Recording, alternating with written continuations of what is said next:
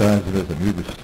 Dando início às atividades desta tarde, deste último dia do 15º encontro, para dar um avisozinho para uma atividade fora do encontro, dia 1º de março, ou seja, amanhã, no auditório aqui do teatro, aqui no Mini Teatro Paulo Pontes, vai haver um curso de culinária viva, cósmica e meditação com luz violeta. Amanhã, das 10 às 14 horas. Portanto, 4 horas de curso. Agora é o seguinte, antes da nossa primeira mesa, que é sobre a internet e a sociedade, nós vamos ver primeiro um trabalho interessante, principalmente para Campina Grande, porque esse trabalho que este jovem astrônomo nos traz, Hélder da Rocha, como ele diz ali, é uma brevíssima introdução à astronomia para crianças de todas as idades. É um trabalho muito bonito, muito bem montado, e seria um trabalho maior. Ele teria se apresentado no sábado, houve uma série de quiprocós daqueles que o evento está sujeito a, mas que faz parte e que a gente tenta fazer o melhor possível. Então ele vai se apresentar agora antes, mas ele vai falar também, no meio da exposição dele, de um eclipse que vai acontecer nos próximos dias e que Campina Grande é uma das localidades que tem uma linha por onde o eclipse é melhor visto, né? Então Campina Grande vai ser um lugar meio privilegiado porque estará dentro dessa linha em que o eclipse pode ser melhor visto. Então vamos chamar o Hélder da Rocha, que é ele que vai falar, eu não sei o quê. Vamos aí.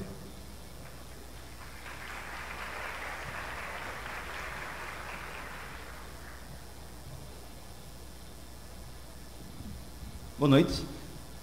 Eu queria agradecer à organização do evento por essa oportunidade e espero que aproveitem. Eu tenho pouco tempo.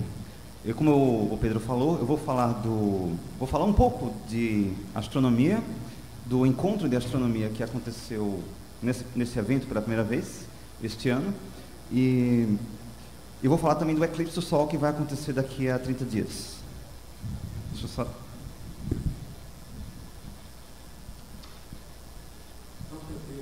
Vou tirar aqui que fica mais fácil.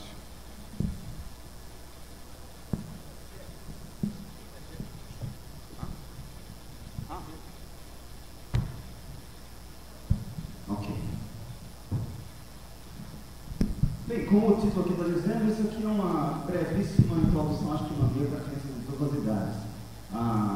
Isso aqui é um resumo, mais ou menos, do que eu apresentei ontem no encontro de astronomia. E o objetivo aqui é simplesmente de despertar um interesse das pessoas para voltar a fazer uma coisa que se fazia durante muito tempo. Aliás, durante a maior parte da existência da humanidade, as pessoas olhavam para o céu e tinham ideias que levaram ao surgimento das artes, da ciência, das religiões, de tudo. Então a astronomia é a mais antiga das ciências e hoje em dia esse hábito de olhar para o céu está entrando em extinção. As pessoas hoje em dia têm muitas outras atrações, tem internet, tem televisão, tem 1000 coisas para fazer dentro de casa, e aí ninguém mais olha para o céu.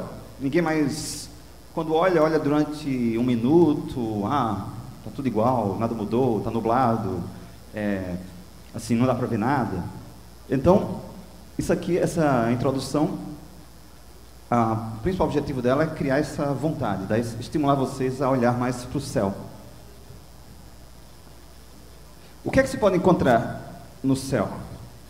Bem, essa foto aqui é da Pedra de Santo Antônio, em Fagundes, e lá atrás tem umas estrelas. E se vocês aprenderem um pouco mais sobre o universo, sobre essas estrelas, sobre o céu que está sobre nossa cabeça, você consegue descobrir que elas têm nome. Aquelas estrelas ali curvas, aquilo é a coroa austral. Na mitologia está associado à coroa de Ariadne, da mitologia grega. E aquele outro conjunto de estrelas é a constelação de Sagitário. E é lá que fica o centro da galáxia. Numa noite escura, no Cariri, numa região com pouca luminosidade da cidade, você consegue enxergar a Via Láctea passando no meio dessas estrelas. E o ponto mais brilhante é esse ponto onde está apontado ali, centro da galáxia. Então, aqui um outro exemplo. Isso aqui é uma foto também que foi tirada da Pedra de Santo Antônio. Essa foto mostra Campina Grande.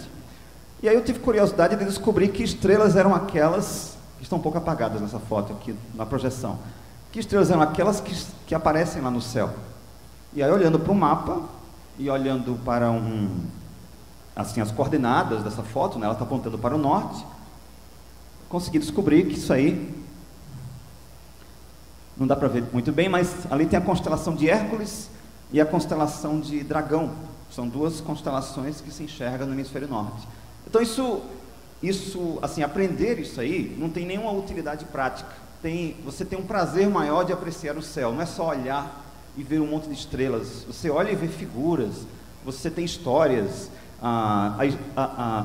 Vários seres mitológicos aparecem no céu e a posição deles tem um significado. Por exemplo, o gigante Órion, que na mitologia grega foi morto por um escorpião, ele aparece do outro lado do céu. Quando Órion se põe, o escorpião nasce. Porque o escorpião está correndo atrás de Órion, e Órion está fugindo do escorpião. Então, se você sabe um pouco de mitologia, fica mais fácil de entender o céu. E se sabe um pouco de astronomia, fica mais divertido de olhar para o céu e ver essa perseguição de Órion, o escorpião. Órion também está perseguindo as Pleiades. Órion era apaixonado pelas Pleiades. Agora, entre Órion e as Pleiades tem um touro, e ele tem que vencer esse touro. Então, tudo isso está no céu. Você pode parar, olhar para o céu e contar milhões de histórias que vão surgir simplesmente da observação, e é um prazer adicional sair procurando essas coisas. Você vai ter uma diversão a mais. Dá para desligar a televisão, desligar o computador, ir lá para o meio, ir lá para a noite estrelada e sair contando histórias, descobrindo histórias novas. Bem, ontem, como eu falei, houve um encontro de astronomia. Eu fiz uma palestra um pouco mais longa sobre esse tema, e eu apresentei o céu aqui em Campina Grande ontem à noite, que era exatamente esse aí. Às 20 horas, olhando para o zênite, se enxergava aqui as Três Marias, Sírius, Canopus, Marte, Saturno, a constelação de Gêmeos. E as pessoas que subiram aqui na cobertura do Teatro Municipal ontem à noite, a partir das 20 horas, 20h30, apesar das nuvens, umas 200 pessoas conseguiram ver Saturno, que nós colocamos um telescópio. Agora, para ver Saturno era preciso conhecer um pouquinho do céu, para saber, entre aquelas estrelas todas que estão lá em cima, qual delas é o planeta Saturno. E aí, sabendo onde estão as Três Marias, encontrando Sírios, encontrando Gêmeos, você consegue mais ou menos se localizar, e aí aponta para cima, você coloca um telescópio e você encontra Saturno. Mas a astronomia não precisa de telescópio. Essa palestra, inclusive, é sobre isso. Olhar para o céu, mas só olhar, e você precisa dos olhos e da imaginação, somente. Ninguém precisa de binóculo, telescópio, nada, para curtir a astronomia. Somente dos olhos, da imaginação e da vontade. Você tem que ficar lá um tempo suficiente para acostumar a vista e depois para procurar as constelações. Uma coisa divertida é você começar a aprender algumas constelações e depois fazer uma lista de todas elas. De vez em quando, eu descobri mais uma, aí marca um X. E no final você vai estar procurando aquelas mais difíceis, aquelas mais apagadas, aquelas menores, aquelas que ficam mais próximas do hemisfério norte, que dá mais trabalho de ver. Bem, ontem partimos de Órion. Órion é um melhor ponto de partida para se encontrar o céu agora no verão. No inverno seria Escorpião, que está do outro lado, né? Escorpião vai estar no zênite daqui a 6 meses. Então, ontem nós procuramos Órion. Nós ali temos as Três Marias. A partir das Três Marias podemos desenhar umas linhas e encontrar os ombros do gigante. Desenha mais outras linhas, você encontra o corpo dele. Então isso aí é uma representação pictórica, isso aí não é o gigante exatamente, mas depois que você coloca o porrete dele e a flecha, né, que tem que ver mais alguma coisa, você consegue enxergar aquela figura lá, tentando atacar alguém. Do lado de Órion tem a constelação de Touro, e então Órion está tentando dar uma flechada, ou tentando caçar o touro.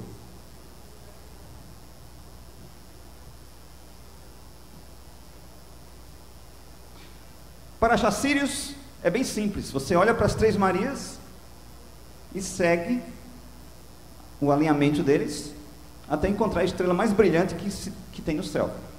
Se você encontrar alguma outra estrela mais brilhante do que Sírios, não é nenhuma estrela, é um planeta. O que mais brilha no céu, depois da Lua, são os planetas.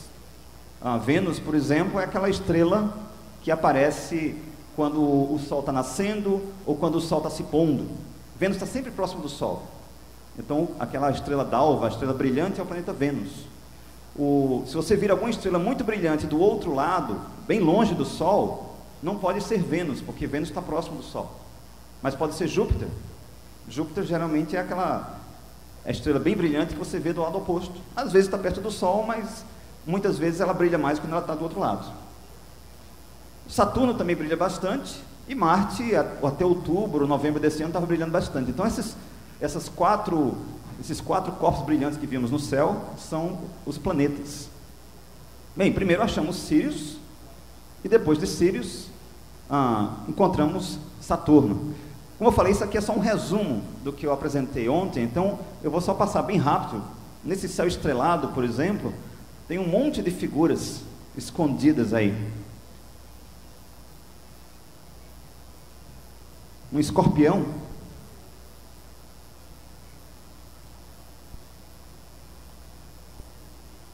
Isso é Libra. Libra é como se fosse antigamente eram as garras do escorpião. Aí está parecendo um triângulo, né? Aquela parte de cima da balança. As garras do escorpião são os pesos da balança. O Cruzeiro do Sul. E do lado do Cruzeiro do Sul tem duas estrelas bem brilhantes. Uma delas é a estrela mais próxima do Sol, que é Alfa de Centauro. Beta de Centauro, as duas juntas formam as pernas do Centauro. Essas outras formam o corpo do Centauro. As pernas traseiras do Centauro, o pescoço, a lança e a cabeça. O Centauro está matando um lobo.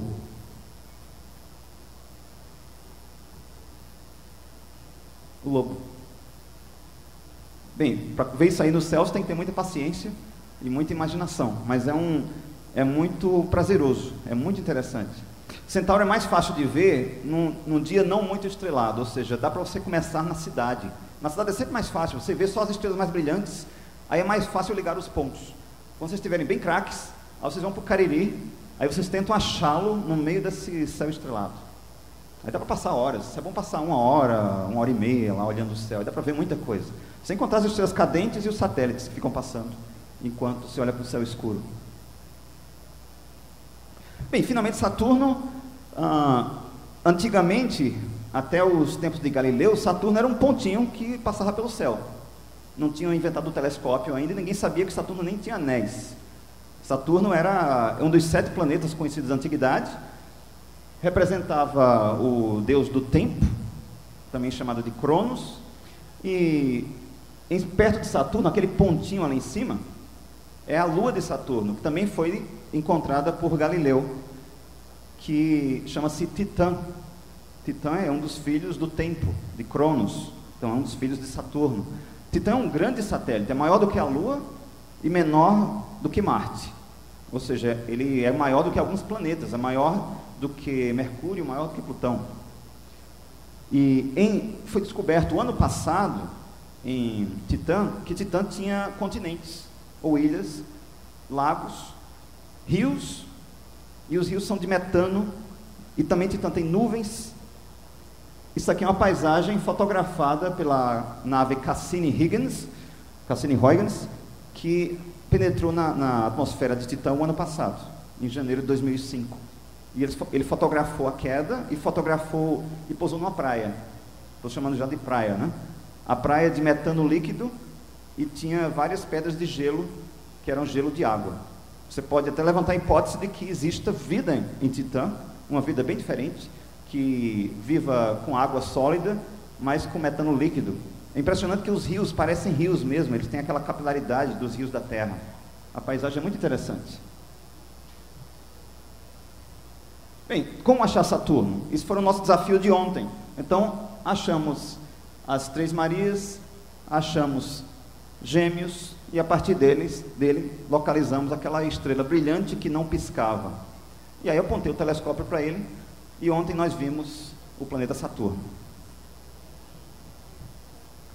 Bem, isso aqui foi só um resumo, como eu falei, da apresentação completa. Eu coloquei isso aqui na internet, para quem quiser baixar a apresentação inteira, nesse endereço aqui, elderdarrocha.com.br/astronomia. Eu vou falar agora do eclipse do Sol, que vai acontecer no ano que vem aqui na Paraíba e no Rio Grande do Norte. É um eclipse total do Sol, pela primeira... Como? Este ano. Mês que vem. Não ano que vem, mês que vem. Um eclipse total do Sol, que na região não acontece há 65 anos. Então é um evento raro. Esta foto é de Saturno, tirada pelo telescópio que estava aqui em cima do teatro. Não foi tirada ontem, que ontem estava muito nublado, mas foi tirado esse ano em João Pessoa. Mas as pessoas que viram Saturno ontem, acho que viram um pouco melhor do que isso. A gente conseguiu ver, deu para ver a separação dos anéis.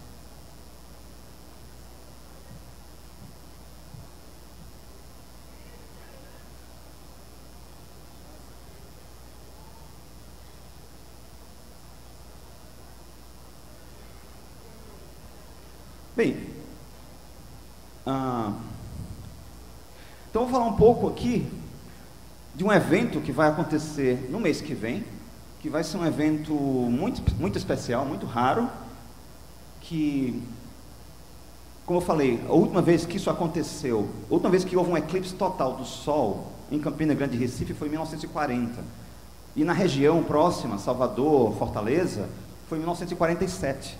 Então isso aqui não é um evento não é um evento que se deve perder.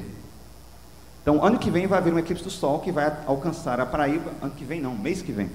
No mês que vem vai haver um eclipse do Sol que vai atingir a Paraíba e o Rio Grande do Norte, e eu vou falar um pouco dele. Essa foto é uma simulação de como o eclipse apareceria para alguém em Barra do Cunhaú, no Rio Grande do Norte. Essa é uma foto que eu tirei em Barra do Cunhaú, e aí eu fiz uma montagem com o Sol, e vai ser uma coisa mais ou menos assim. É claro, se não tiver nuvem, né? Sempre existe, um dos problemas da astronomia são as nuvens, que elas podem aparecer a qualquer momento e acabar com a festa. Eu comecei essa palestra com essa citação, que é interessante. Olhei enquanto ele abriu o sexto selo, houve um grande terremoto. O Sol tornou-se negro como um saco de carvão, e a Lua tornou-se como sangue. Isso é uma descrição perfeita de um eclipse do Sol e de um eclipse da Lua. No eclipse do Sol, o Sol fica escuro, fica como se fosse um olho. E no eclipse da Lua, a Lua fica como sangue.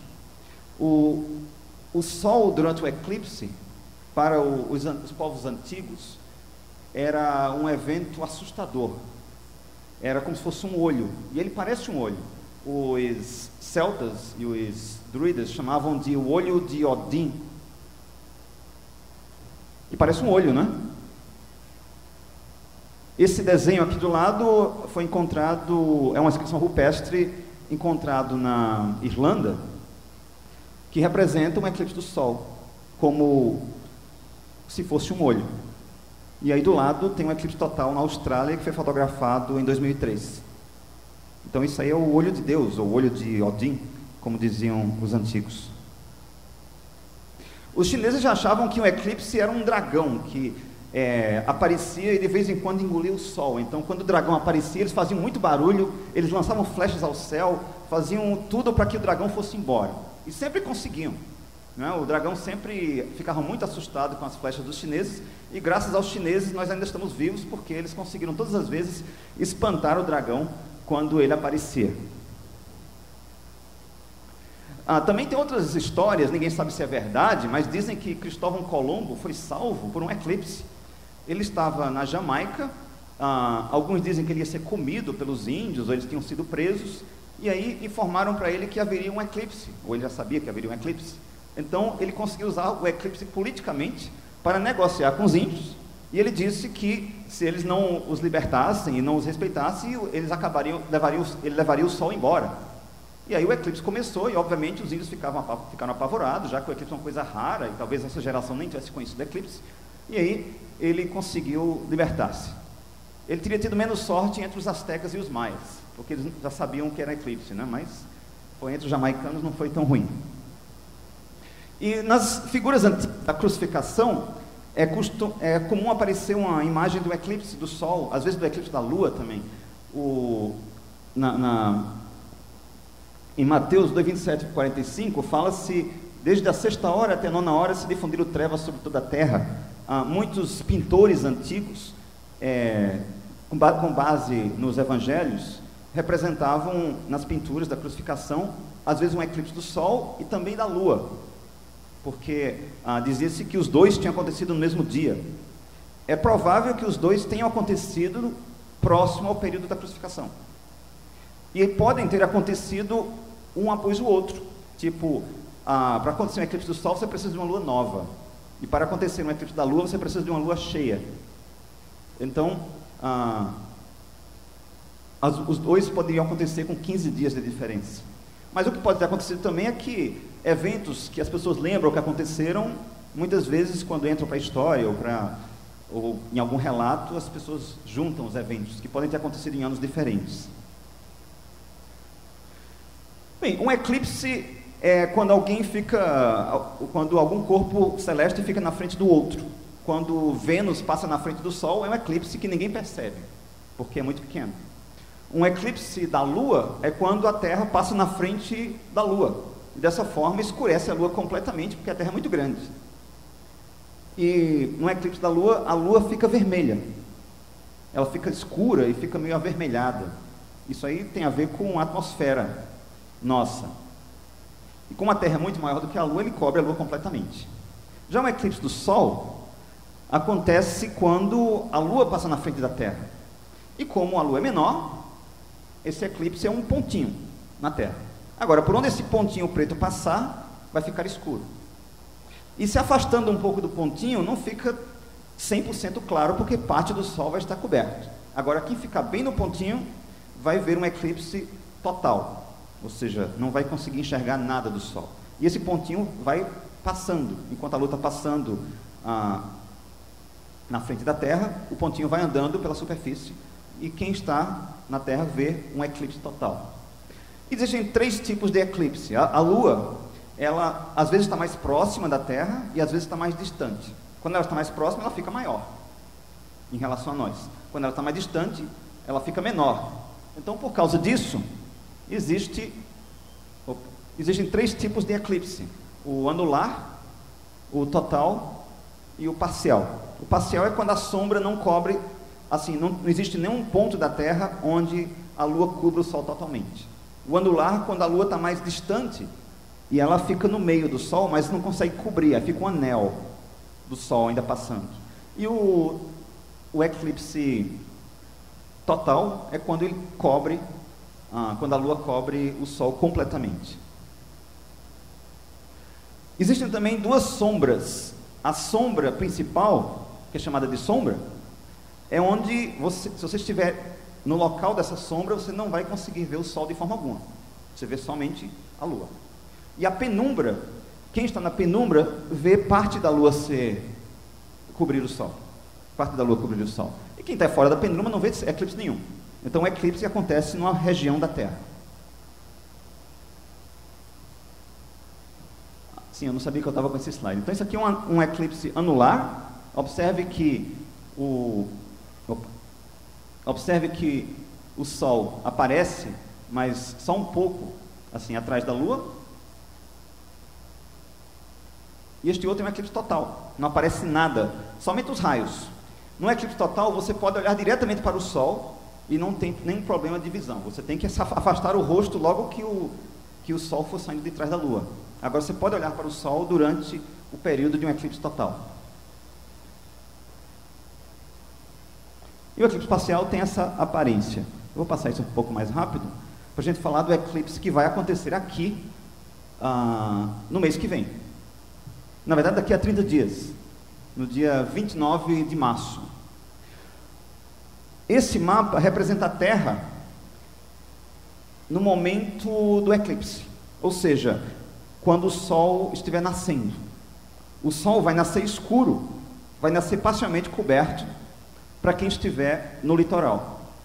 O Sol vai nascer completamente coberto para quem estiver no interior. Só que o eclipse vai durar um pouco menos. Então, nessa faixa, onde tem escrito 100%, o eclipse vai ser total. Quem estiver aí não vai ver o Sol ao amanhecer. Quem estiver um pouco fora da faixa, vai ver uma pontinha dele ainda. Então, Campina Grande e João Pessoa não estão exatamente na linha da totalidade, estão um pouco afastados. Então, o Sol aqui vai ser coberto 99%, vai ser só 1% de luz do Sol quando amanhecer. Isso aqui então seria como apareceria para nós o eclipse aqui de Campina Grande, ou João Pessoa. Os dois estão mais ou menos alinhados, então a proporção seria a mesma. O eclipse acontece perto do horizonte, então você tem que estar num local alto o suficiente para conseguir enxergar.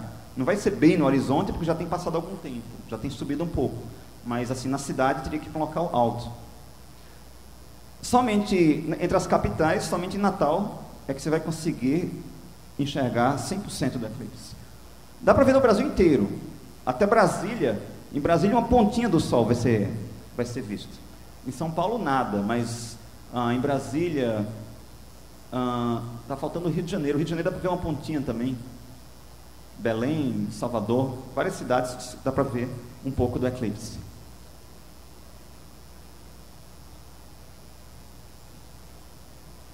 Esse mapa aqui descreve melhor a sombra. Aqui inclui o interior da Paraíba, Baía da Traição, Picuí, Cuité, e aqui o interior do Rio Grande do Norte. Então todo esse trecho aqui vai conseguir enxergar o eclipse total. Esses aqui vão conseguir enxergar quase total. Aqui tem uma descrição mais próxima, né? Eu ampliei o mapa. Essa linha é a linha por onde vai ver a totalidade. E esse ponto aqui é uma praia deserta do Rio Grande do Norte, que não tem ninguém lá, não tem estrada para chegar lá. E chama-se Praia de Malembá. É tão deserta que as pessoas usam para nudismo, e o único jeito de chegar lá é de buggy ou de balsa. Ou seja, o centro do eclipse é meio inacessível. Dá para chegar, mas não é uma coisa muito fácil, tem que fazer uma aventura. Agora, bem próximo daqui, bem próximo de Malembá, está Tibau do Sul, que tem estrada. Então, Tibau do Sul seria o local com estrada, com hotel, mais fácil de chegar no dia do eclipse. Quem for para Tibau do Sul e não para Malembá vai perder 2 segundos do eclipse. Então o eclipse dura 1 minuto e 36 segundos em Malembá e dura 1 minuto e 34 segundos em Tibau do Sul. Se você achar que não vale a pena perder os dois segundos, então você arranja uma maneira de chegar lá na praia deserta. Aqui tem um mapa mostrando as cidades. Então várias cidades da Paraíba vão estar dentro do eclipse total. Aqui Baía Traição, Mataraca, Caiçara, Araruna, Picuí, Cuité, Bananeiras, todas essas cidades aqui vão enxergar o Sol nascer completamente no escuro e vão poder olhar diretamente para o Sol no momento da totalidade. E aqui você vê em Tibau do Sul. Tibau do Sul está bem próximo do centro do eclipse. Então o que se perde aqui de duração é muito pouco. O eclipse começa no Brasil e atravessa a Terra. Então, na verdade, o melhor lugar para ver o eclipse vai ser no centro dele. O centro acontece no meio do deserto da Saara, na Líbia. Eu acho que é mais difícil de chegar lá do que chegar na praia de Malembá. Malembá é um deserto, é uma duna, mas é um pouco mais fácil de chegar. Mas vai ter um monte de cientistas aí que vão para o deserto do Saara para enxergar o eclipse, que vai acontecer ao meio-dia. Então, ao meio-dia no Saara vai ficar escuro como noite por 4 minutos e 7 segundos. Vai ficar tudo escuro, vai esfriar o clima. O Saara tem um clima seco e a temperatura deve cair os animais vão dormir, vai ficar um silêncio, vai mudar. Toda vez que acontece um eclipse, isso sempre acontece. Os animais reagem ao eclipse, as plantas também, como se realmente o dia tivesse chegado mais cedo. E aí o eclipse termina perto do mar, dos mares, aliás, da Rússia, aqui da Sibéria. Passa pelo Mar Cáspio, Mar Aral, Uzbequistão, Cazaquistão, e o pôr do sol vai ser nas estepes da Rússia. Aqui tem uma descrição mostrando o caminho, na verdade Mongólia, né? Ele vai chegar aqui, se pôr na Mongólia. Bem, vou agora descrever o eclipse, como é que ele vai acontecer. Primeiro temos o primeiro contato, que é quando a Lua encontra o Sol. Ninguém vai conseguir ver isso aqui, porque isso vai acontecer antes do Sol nascer. Então, o primeiro contato não vai ser visível. Vai acontecer às 4 horas e 42 minutos. Não nasceu o Sol ainda. Ainda faltam 40 minutos para o Sol nascer.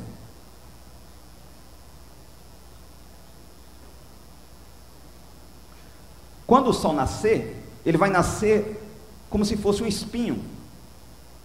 Você vai ver uma ponta assim nascendo. Depois a ponta vai virar uma crescente. Então o Sol não vai nascer redondo. Ele vai nascer pontudo. É a única coisa que vai se ver. A Lua, ninguém vê a Lua quando tem um eclipse. Você vê a mancha escura, porque o Sol ofusca a Lua e você só vê a crescente. Então o Sol vai nascer como um crescente às 5 horas e 25 minutos. E 10 minutos depois acontece o eclipse total. É chamado de segundo contato, quando a Lua cobre completamente o Sol. Como a Lua está maior do que o Sol, esse tracejado aí representa o Sol, ele vai passar um bom tempo antes de chegar do outro lado. E esse outro lado vai ser chamado terceiro contato. Então, vamos ter 1 minuto e meio de escuridão. Na verdade, 1 minuto e 36 segundos no centro do eclipse, 1 minuto e 34 segundos em Tibau do Sul, 1 minuto e 32 segundos em Natal, pouco menos de 1 minuto em Baía da Traição, e aqui aqui está fora da linha, então nós não podemos falar desse tempo. E aí o dia se torna noite, e você pode rever as estrelas, os planetas que vão aparecer. Eu vou só mostrar aqui uma simulação do eclipse.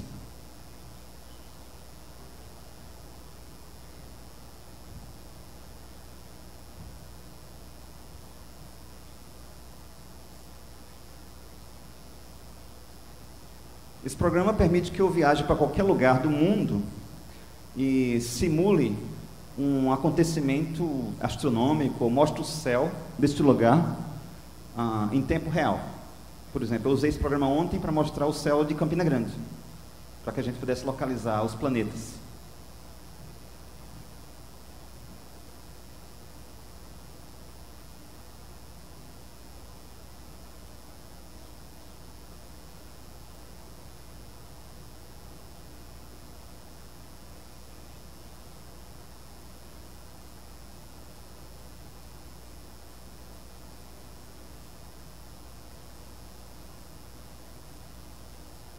Bem, eu acabei de me mudar para Natal. Eu estava em São Paulo. A viagem é rápida.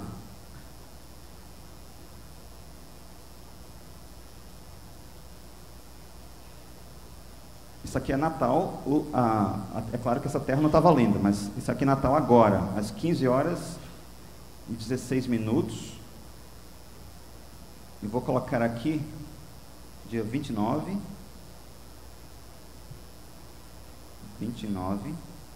às 5 horas e 20 minutos. Está muito escuro. É que esse meu programa está com horário de verão. Eu vou ter que colocar aqui 6. Ok? Isso aqui são 6 horas e 20 minutos. O tempo aqui está sincronizado com o meu computador. O sol está nascendo. Eu vou multiplicar o tempo por 20 para que a gente consiga enxergar mais rápido, senão meu tempo acaba aqui. Isso aqui é Vênus. Eu vou deixar longe, só para vocês verem que o céu está clareando. Na verdade, ele já está escurecendo. Ele estava mais claro antes.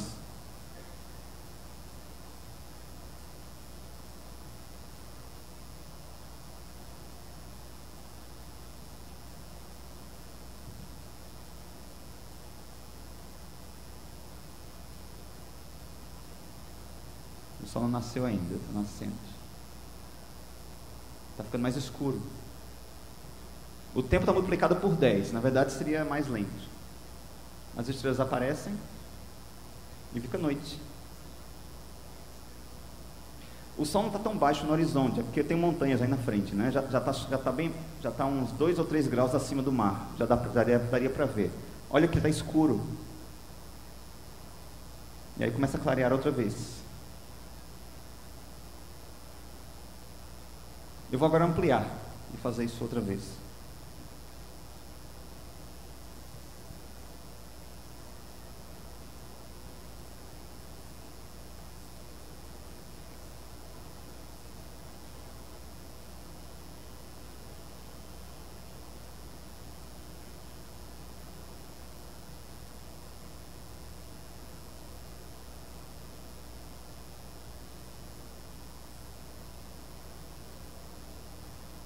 Isso aí é como o sol nasce.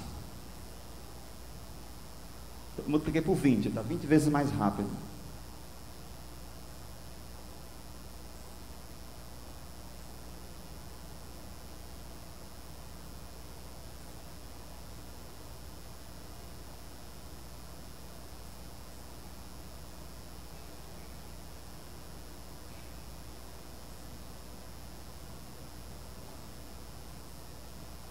E aí acontece o eclipse total. Nessa hora aparecem uns raios que você consegue enxergar do Sol, que é a coroa. Ela tem nessa simulação ela não apareceu. E vou colocar aqui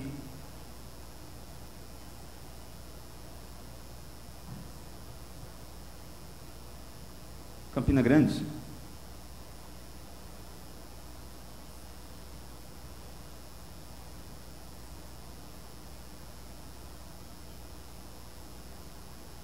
Vamos ver como é que será o eclipse visto de Campina Grande.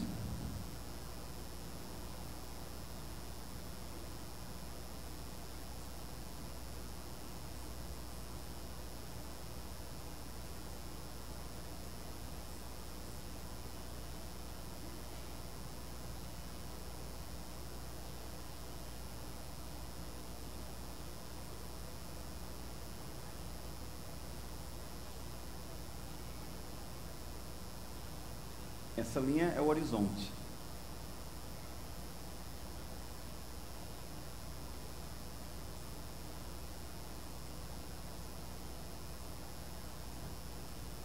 Bem, aqui não vai ser total, mas vai ter um efeito interessante, que é chamado de anel de diamante. Vai ficar uma pontinha do Sol aparecendo, ó, do lado direito.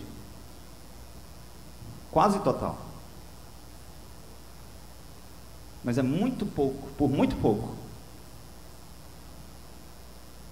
E como vai ter uma ponta do Sol aparecendo, você não pode olhar diretamente para o Sol, porque mesmo essa pontinha, ela pode queimar a retina. Essa ponta aí é suficiente. Mas vai durar mais ou menos 1 minuto a passagem de um lado para o outro. Mesmo assim, ainda vai ficar uma ponta aparecendo.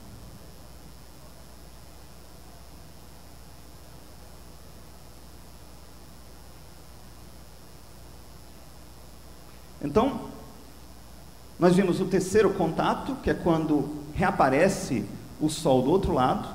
Esse momento é interessante porque é chamado de anel de diamante. O Sol começa a reaparecer e parece um anel de diamante. Ele acontece sempre antes e depois quando o eclipse, a parte total está terminando. E aí finalmente a Lua se afasta e o Sol volta a brilhar novamente, né? Nós conseguimos mais uma vez espantar o dragão e ele está deixando a Lua, deixando o Sol escapar. E aí o eclipse termina às 6 horas e 34 minutos, ou seja, vai levar 1 hora para que a Lua finalmente consiga sair da frente do Sol. Bem, o eclipse, como eu falei, vai acontecer daqui a um mês. Vale a pena não perder o eclipse. Primeiro, é um evento raro, não acontece o tempo todo. O pôr do Sol você pode ver todos os dias. Um eclipse leva anos para acontecer. Todo ano acontecem 2 eclipses em algum lugar do mundo. A maioria no Oceano Pacífico, em algum deserto, ou em algum lugar bem difícil de ter acesso.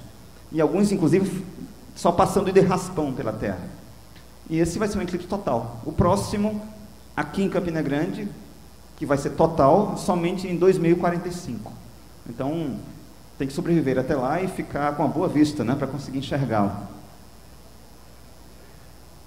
Como eu falei, é um evento raro, é um espetáculo inesquecível, tem vários relatos, eu vou ler um deles aqui antes de terminar, e o ideal mesmo é vocês se deslocarem um pouquinho, até Baía da Traição, até Natal, algum lugar desse tipo, que você consiga enxergar o eclipse inteiro. Vai acontecer numa quarta-feira, ao amanhecer, então teria que chegar nesse destino, talvez na terça-feira à noite, ter certeza que o litoral está diante do sol, né? É muito perigoso você chegar numa praia, a praia, mas aí o sol nasce ali atrás daquele barranco. Você tem que saber realmente que se o seu ponto de visão aponta para o leste. Então, eu vou concluir aqui com um relato do Marcelo Gleiser, que é um físico, e neste livro dele, chamado O Fim da Terra e do Céu, ele descreve a experiência que ele teve ao presenciar um eclipse aos 40 anos. Ele tinha presenciado um eclipse quando era criança, aos 6 anos de idade, e ele tinha ficado muito assustado. E aos 40 anos ele ficou assustado de novo, assim, mostrando que um eclipse é uma experiência que afeta todo mundo, até um físico, assim, que sabe de tudo, que conhece todos os detalhes do eclipse. E ele escreveu: lá estava o olho de Deus novamente, assustador e magnífico. Após a luz azul metálica nos envolver por completo, fui invadido por uma vaga sensação de terror, ao mesmo tempo primordial e sublime. Esta luz não vinha deste mundo, mas de um mundo que existe além do tempo. Mais uma vez, passados 34 anos, eu vislumbrava o eterno nos céus. Ele fala muito mais sobre o eclipse nesse livro, ele passou 2 páginas falando sobre isso, e ele disse: se você não entender os relatos, assista um eclipse do Sol que você vai entender. Ele não vai conseguir explicar mais além disso. Então, eu espero ver alguns de vocês, ou vários de vocês, daqui a um mês, no litoral do Rio Grande do Norte, para assistir o sol nascer, escuro. Vai ser um nascimento dramático. Se alguém quiser ver essa palestra, eu coloquei nesse meu endereço na internet, e vocês podem baixar. É meio grande, né? Demora um pouco para baixar, mas está disponível já. Bem, muito obrigado pela oportunidade de dar essa palestra. Espero que tenha sido interessante.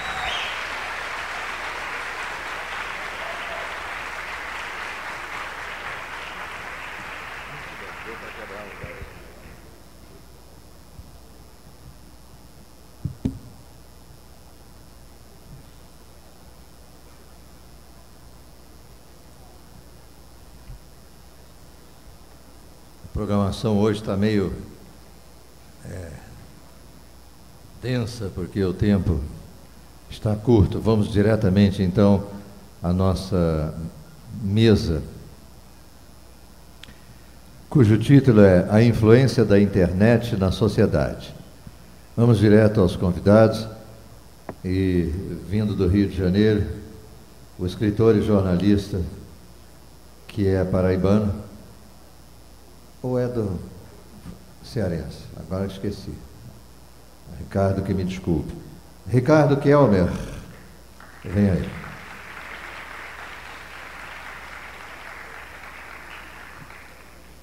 Não veio, foi eclipsado.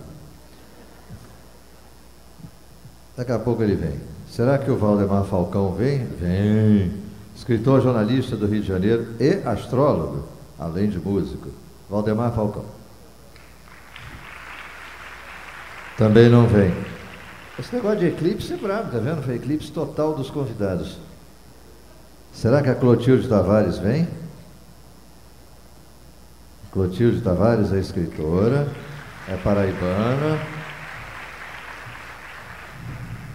atualmente mora no Rio Grande do Norte, portanto, perto do eclipse. Agora está em João Pessoa, tá vendo? Estou mal informado. Voltou a Paraíba. E, por último, mas não por menos, Fábio Ronaldo da Silva, conhecido como Mob, jornalista da Paraíba. Aqui que é o Mob?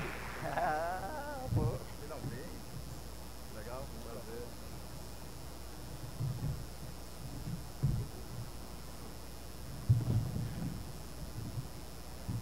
Vamos passar uma explicação.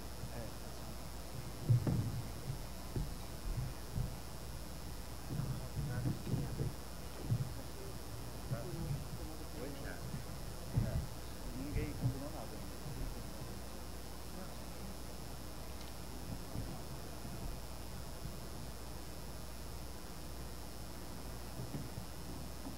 Bom, então eu gostaria de convidar o Valdemar Falcão para abrir a mesa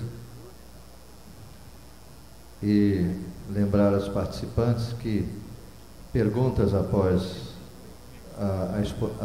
a exposição dos 4 participantes devem ser, na medida do possível, caber no máximo 1 minutinho, de preferência 20 segundos, mas quem achar que é um pouquinho mais, no máximo 1 minuto para poder ter mais perguntas e mais respostas.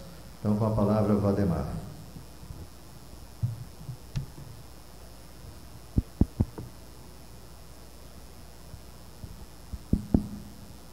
Boa tarde a todos. Agradeço a gentileza do Pedro de me pedir para abrir a mesa, mas desde pequenininho me ensinaram que deviam ser primeiro as damas, então eu prefiro que Clotilde dê início aqui à nossa exposição sobre a internet e a sua influência na sociedade. Clotilde, por favor. Boa tarde a todos. É um prazer sempre renovado estar aqui. É interessante como os homens colocam essa história de primeiras damas só quando convém a eles, né? Eu queria saber se eu estivesse disputando um emprego com ele, se ia ser primeiras damas. Aqui é o seguinte, né? Para abrir a tarde, então, lá vai as damas, primeiras damas. Mas eu aceito o desafio, Valdemar. Bem, minha gente, imaginem comigo, vocês agora viajaram pelos céus com o Helder Rocha, não é? Fizeram essa viagem maravilhosa pelo eclipse. Vamos viajar agora para a pré-história. Vamos imaginar que nesses tempos primitivos, os seres humanos passavam o dia entregue às suas atividades e à noite se reuniam em torno da fogueira para contar o que tinha acontecido durante o dia, para trocar experiências, para dizer que tinham caçado o grande leão, para dizer que tinham encontrado o inimigo e o tinham vencido, ou tinham sido vencidos. E nessa troca de ideias em torno da fogueira, é a primeira, digamos assim, primeira situação de convivência comunitária entre os homens. Quando o mundo começou a progredir e as sociedades humanas começaram a aumentar de tamanho, esses elos começaram a ficar mais frouxos e essa coisa chegou a um ponto onde as pessoas não se encontravam mais. As cidades muito grandes, as pessoas isoladas, cada qual em seu apartamento, de frente da sua televisão, tendo uma visão de terceira mão do mundo, até que surgiu a internet para trazer de novo as pessoas a se reunirem em torno daquela fogueira primordial e trocarem experiências. É assim que eu vejo a internet. Como aquela fogueira antiga em torno da qual nos sentávamos nos tempos primitivos para dizer o que tinha nos acontecido durante o dia. Então hoje nós trabalhamos, estudamos, temos a nossa vida pelo meio do mundo durante o dia, de noite sentamos em casa e diante de nós se abrem os portais das redes telemáticas de comunicação, mediadas pelo computador e pelo telefone, e nós estamos online com o universo. Então, para mim, a internet tem exatamente esse significado, de me reaproximar do meu semelhante de uma forma que há 30 anos atrás não seria capaz. Eu não acredito que a internet isole as pessoas, que a internet limite o contato humano entre as pessoas. É um contato, para mim, pelo menos, que é vivo, que é sempre renovado, é apenas mediado por uma ferramenta nova, uma ferramenta de comunicação diferente, que é a internet, nos seus vários aspectos, nos sites, nos e-mails, nas listas de discussão, no MSN e em todas essas instâncias de diferentes tipos de comunicação que a internet nos oferece. Nós hoje pertencemos, gosto de acreditar, a uma cybercultura neo-renascentista. Estamos vivendo, acredito, um novo renascimento. Um renascimento antropocêntrico novamente, onde o centro é o homem, era o ser humano, mediado pela rede, mediado pelas infinitas possibilidades que o computador nos oferece para nos comunicarmos. E quem está na rede? Todo mundo está na rede. Todo mundo está na internet. Os relacionamentos acontecem e não são melhores nem piores do que os relacionamentos que ocorrem no mundo real. Os relacionamentos virtuais são apenas outro tipo de relacionamento. Dizem assim, mas as pessoas se conhecem pela internet, mas não sabem ao certo quem elas são. E a gente esquece que no século XIX as pessoas se viam, trocavam cartas e bilhetes, namoravam e noivavam dessa forma, sem muitas vezes conversar, porque a sociedade não permitia, e se casavam. Então, o ser humano sempre vai ter alguma mediação dentro do seu relacionamento. Hoje a gente vê uma coisa muito interessante, diz assim, hoje os adolescentes não só querem saber da internet. Na internet eles leem e escrevem, se expressam de forma escrita. Aí você diz, mas escrevem numa língua que não é a língua portuguesa. Claro que não é. É uma linguagem nova, porque cada tipo de meio de comunicação enseja uma linguagem e uma forma de comunicação diferente. Eu fico muito feliz de ver os adolescentes que há 30 anos atrás, os adolescentes de 30 anos atrás, não liam nem escreviam tanto quanto hoje, porque hoje eles estão na internet. Porque nós que somos um pouco mais velhos, os pais, os professores, o povo careta, o povo antigo, acham que o menino só lê se o menino estiver sentado num lugar lendo Machado de Assis.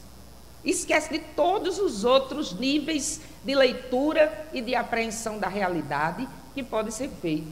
Então, os meninos estão lendo, estão escrevendo muito pela internet. E tem também todo o mundo dos blogs, onde esses meninos e esse povo jovem, não só o povo jovem, porque eu também tenho meus blogs, não é? Se acham um canal de expressão. Então, eu acho muito importante o que eu acho da internet na sociedade é que é uma ferramenta que favorece uma facilidade de expressão e de comunicação com as pessoas. Só para você ter uma ideia, os meus companheiros de mesa vão compartilhar com vocês experiências e formas mais específicas de usar a internet, não é? Mas eu estou falando mais, como estou em primeiro lugar, estou falando mais, digamos assim, no geral. No geral, que é a parte que me interessa mais, é a parte que eu estudo mais. Vocês veem, por exemplo, os sites de ajuda humanitária. Quantas coisas as pessoas podem fazer umas pelas outras, mediadas pela internet. Quantos sites existem de esclarecimento para pessoas que sofrem de determinadas doenças, pessoas que têm dificuldade de locomoção e que viviam isoladas. Hoje elas se comunicam com o mundo inteiro através da internet. Aí você diz assim, mas a pornografia e a pedofilia imperam na internet. Não foi a internet que criou a pornografia nem a pedofilia. Quem criou foi o ser humano, já existiam antes.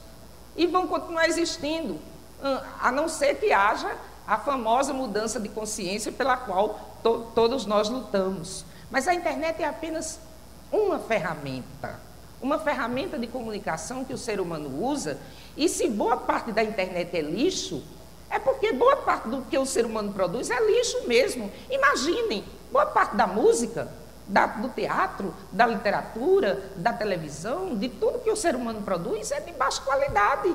Fazer o quê? Existe uma indústria de comunicação de massa por trás disso que favorece esse tipo de produção. Você assiste e vai atrás se quiser. Ninguém é obrigado a acessar um site pornográfico. A pessoa acessa se quiser e tiver vontade e é livre para isso. Bem, uma coisa muito interessante que eu acho na internet é... Abre aqui para mim, por favor. Uma coisa muito interessante que eu acho na internet é o tal do hipertexto. Que é aquele negócio de você ter um texto, aí lá dentro tem uma palavrinha sombreada, que você clica, aquilo já te joga no outro documento, e daquele você já vai para outro, e através dos cliques de mouse, você dá verdadeiros saltos quânticos em torno de novos conhecimentos. Isso daí é uma coisa fantástica, é uma riqueza impressionante da forma que temos de acessar a internet. Eu não vou falar muito, porque eu acho que os meus colegas têm coisas mais importantes e mais, digamos assim, mais práticas para compartilhar com vocês, mas eu queria só dizer uma coisa interessante. Eu sou uma das primeiras pessoas, acho, pelo menos do povo que eu conheço, que acessou a internet. Eu comecei com a internet. Meu primeiro computador era um 286. Não sei se vocês sabem o que é isso. Um 286, com aquela tela preta com a letra verde, aquele monitor de fósforo verde. E o meu primeiro HD era enorme, tinha 20 megabytes. Que é ridículo se você tiver um CD, tem 600 mega, um CD. Era 20 megabytes, era espaço demais. Então, coisas que eu vou dizer aqui que vocês não sabem nem o que é, como, por exemplo, o meu editor de texto era o WordStar. Alguém se lembra disso? Só Valdemar, que é da minha idade. Era o WordStar. E não existia internet. Aí começamos a saber que podíamos nos comunicar para baixar trabalhos científicos na universidade, através das redes bitnets, de comunicação entre as bibliotecas universitárias. Aí depois, em 1993, mais ou menos, da idade desse encontro, meu contato com a internet, comecei a acessar através dos provedores que existiam em São Paulo, Mandic. Quem se lembra do Mandic, dessa palavra mágica Mandic? Então começamos a acessar através do Mandic e trocar arquivos. O grande barato era trocar arquivos. Eu mandava um arquivo para alguém, alguém mandava um arquivo para mim. Não existia essa www, não existia isso. Não existia essa parte gráfica, visual, cheia de imagem da internet, não. Nessa época, isso estava se estruturando ainda. A gente usava um programa chamado Mosaic. Te lembra disso, Valdemar? Alguém se lembra aqui? Eu acho que o povo mais novo não sabe nem o que é isso. Então, usávamos esse programa e eu vi esse meio de comunicação crescer, se desenvolver e incorporar todas essas novidades. Sempre fui fã, sempre fui uma usuária e uma defensora da internet, e ela sempre me ajudou em tudo que eu quis fazer na minha vida. E eu me lembro que meus colegas diziam assim: Clotilde, você gosta tanto de internet? Lá em casa, quem brinca com isso são os meninos. Meu filho, a internet não é uma brincadeira, nem é um videogame avançado. A internet é uma ferramenta poderosa de comunicação e que hoje em dia todos nós podemos usar e devemos ter acesso. É do jeito que hoje não se admite ninguém sem telefone, também não se admite que a pessoa não tenha acesso à internet para se comunicar melhor com o seu semelhante. Mais uns 5 minutos para dizer a vocês que já fiz todo tipo de experiência na internet. Eu tenho sites, se vocês digitarem www.clotildetavares.com.br, vocês, através desse caminho fácil de decorar, vocês vão ter acesso a todos os meus sites, a tudo que eu venho fazendo, aos meus livros, a meus blogs e etc. E lá encontrarão formas de mandar e-mails para mim, www.clotildetavares, tudo junto com letra minúscula.com.br. E eu já fiz muita coisa na internet. Eu organizo lista de discussão, participo de uma série de coisas, de atividades online, mas a minha mais recente invenção é o site Cordel Online. Ou seja, ao contrário do que dizem, que a internet, a tecnologia e a comunicação e todas essas novidades estão aí para acabar com a cultura popular, eu defendo exatamente o contrário.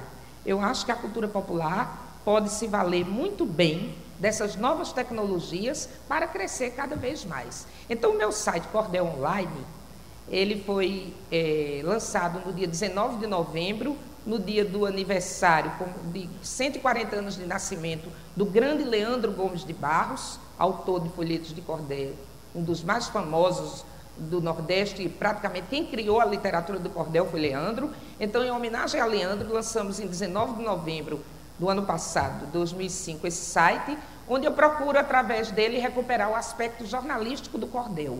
Funciona da seguinte maneira: eu publico uma notícia comum dessas que estão aí acontecendo, aparece no jornal, e as pessoas, qualquer um de vocês, manda para o site uma cestilha, que é uma estrofe de 6 linhas, característica do cordel, uma cestilha ou várias cestilhas, comentando aquela notícia, e eu publico. Então, é muito interessante, porque eu tenho recebido colaborações maravilhosas e mostrando, mais uma vez, que a tecnologia pode ser colocada a serviço das culturas populares. Recebi, a semana passada, sobre o site, as 2 cestilhas que vou ler aqui para vocês, encerrando a minha fala. O poeta Bob Mota, que é um poeta daqui, que nasceu aqui em Campina Grande, mas mora em Natal, me mandou essas 2 cestilhas, dizendo o seguinte: sim, antes que eu esqueça, o endereço é www.cordelonline.com.br. Online é online, não é? A gente pronuncia online, mas escreve online. www.cordelonline.com.br. Então ele diz, o poeta diz: cordel online é esquisito o nome para o matuto, para um sujeito que nem eu, de linguajar puro e bruto, mas ótima ferramenta para a cultura por quem luto. Como a tecnologia vai bater lá no sertão, quebrando nossas raízes, derrubando a tradição, vamos invadir os sites e os blogs, meu irmão. Obrigada.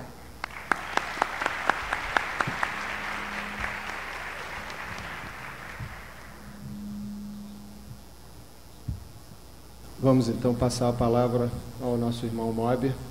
Fábio, por favor. Boa tarde a todos. Antes, o MOB meio que veio do Orkut, né? Eu sou moderador da comunidade Nova Consciência. Então, as pessoas começaram a me chamar de MOB, e aos poucos, tipo, não me conhecem mais como Fábio, e sim como MOB, né? Então, criamos a comunidade o ano passado, devido a algumas coisas que foram ocorrendo aqui, ficamos meio que com medo, né, de o evento em si deixasse de ocorrer. Então, pensamos, vamos criar a comunidade.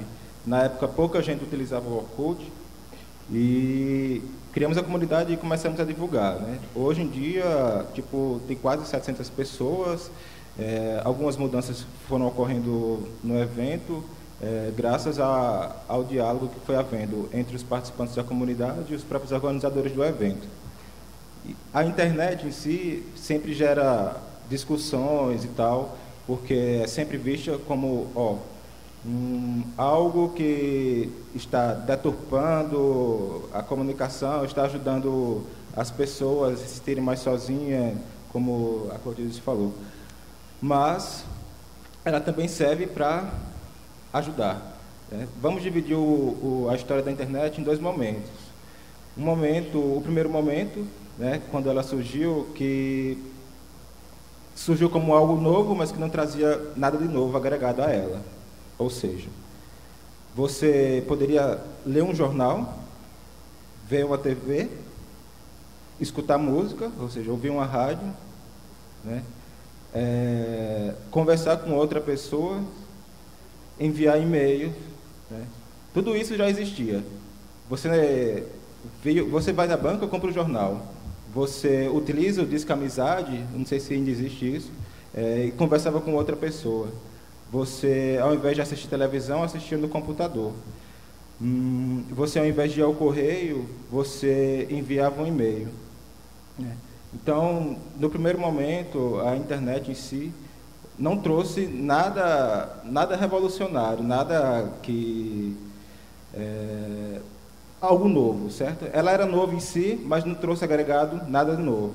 Só no início, no finalzinho do século XX, que, digamos, a internet começou a mostrar a sua cara, né? Vou citar 2 exemplos básicos: compartilhamento de arquivos e o Orkut. Compartilhamento de arquivos, também chamado como pirataria, né? Que queira, quer não, movimenta muito a internet hoje em dia. Quem aqui nunca baixou, ou melhor, quem já baixou alguma coisa aqui na internet, música, livro, levanta o braço.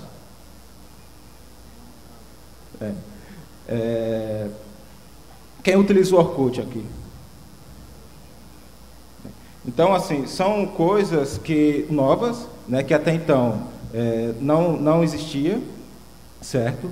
E que isso tudo vem, sabendo como se utilizar, vem meio que desconfigurando algo que supostamente se estaria em ordem, certo? Por exemplo, hoje em dia você não precisa mais ir em uma banca de revistas ou numa livraria para comprar livros, né? Isso gera um certo desespero nas gravadoras, nas editoras e tal, porque hoje em dia você pode baixar os tais livros pela internet. Hoje em dia, por exemplo, você pode ler os contos de Ricardo Kelmer no site dele, né? O próprio governo federal aqui está digitalizando e divulgando boa parte da literatura nacional lá para você baixar. Então, causa o isolamento, causa o distanciamento do mundo com pessoas físicas concretas lá, mas também causa uma outra aproximação, tanto o homem com a máquina, quanto o homem com outros homens virtuais, homens digitais, como o Cristo falou hoje pela manhã no encontro do pós-humano, né? Quando se está na internet, você não está com o seu corpo físico, mas está com o seu corpo digital. O mesmo acontece no calçadão virtual, como o Valberto falou essa semana aqui, numa mesa redonda, que é o Orkut. O Orkut, todo mundo passa, comenta alguma coisa e vai embora, né? Essa alguma coisa comentada sempre gera novas e novas discussões. O Orkut surgiu há alguns anos atrás.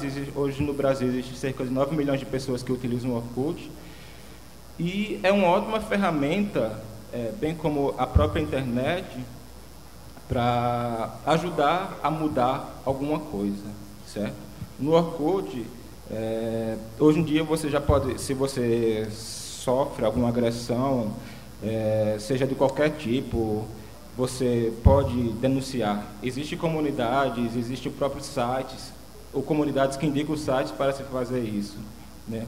No Orkut, você pode ajudar a melhorar determinada coisa. Por exemplo, alguns movimentos que estão ocorrendo aqui na Nova Consciência, foi gerado lá algumas discussões, a partir de discussões que rolaram no Orkut, né? O próprio folder, que quase ninguém recebeu devido a alguns problemas aí, você pode consegui-lo no Orkut, né? Então, sabendo como utilizar a tal ferramenta orkutiana, ou sabendo como andar por esse calçadão virtual, pode-se conseguir várias coisas. Então, como eu disse, a internet no início não veio agregada a coisas velhas, começou a mostrar sua cara agora. Então, estamos apenas no começo de um novo século. Com certeza, coisas ainda irão surgir, né?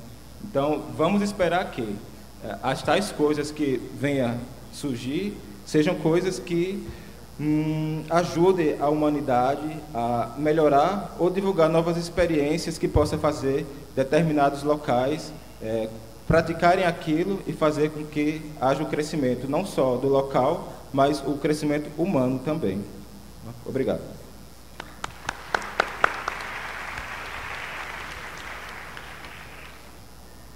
É interessante justamente a gente perceber as diferentes serventias que a internet pode ter para nós, né?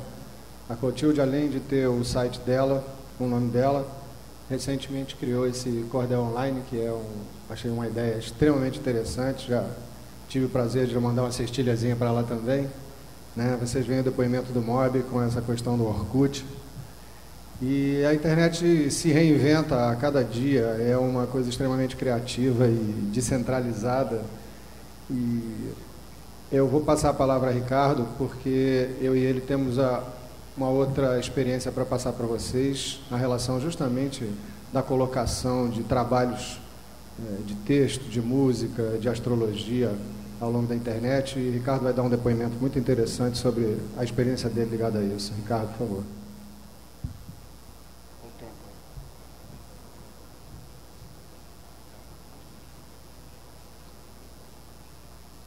Oi, boa tarde, obrigado pela presença de todos. Para começar, eu queria rebater as críticas que algumas pessoas fazem à internet, dizendo que as pessoas ficam burras, né, depois que começam a usar a internet. Olha aqui o caso da Clotilde para desmentir isso aí. Ela ficou loira depois que começou a usar a internet, mas ficou mais inteligente. Você ficou loira para repousar os neurônios que estavam cansados. É uma prova de inteligência, né? Então, eu pensei em muitos temas para trazer aqui para falar para vocês sobre a internet. Depois que a gente deu a ideia de criar uma mesa de debates sobre a internet, a gente já está pensando em aumentar, né, esse tema para o ano que vem e quem sabe fazer 2 dias ou fazer um evento paralelo durante todo o evento, porque a internet dá para se discutir tudo, todos os assuntos humanos é possível, tem link com a internet, saúde, educação, política, esporte, ciência, tradição, filosofia, arte, tem tudo a ver com a internet. Então, eu pensei aqui em trazer alguma coisa, pensei, então eu resolvi trazer um caso que ficou famoso na internet, ficou famoso ultimamente por conta da internet, para mostrar como a internet influencia o comportamento da sociedade, como ela pode influenciar. Vamos lá, a gente não tem muito tempo, então eu vou logo contar o caso aqui. É o seguinte, em 2002, final de 2002, uma garota chamada Raquel, que mora em São Paulo, e na época tinha 17 anos, tinha uma família, pai, mãe, 2 irmãs, classe média alta. Ela tinha problemas de relacionamento com os pais, como grande parte dos adolescentes. E um dia, a gota d'água e tal, aquela coisa toda, resolveu sair de casa. A Raquel saiu de casa e foi tentar emprego, mas sem experiência profissional, só estudava. Não conseguiu, né, não via perspectiva de um bom trabalho, um bom emprego, e foi trabalhar numa casa de acompanhantes, de um bairro classe média alta em São Paulo. Ela se empregou lá, ela não tinha praticamente experiência com sexo, e foi admitida, era bonita, menina bonita, uma estampa bonita, corpinho de adolescente, e o pessoal da casa lá achou muito bom, e ela começou a fazer os seus clientes. No início foi muito complicado, porque ela não tinha experiência e ela queria apenas juntar uma grana para poder entrar na faculdade e pagar a faculdade, o curso dela que ela queria fazer, de psicologia.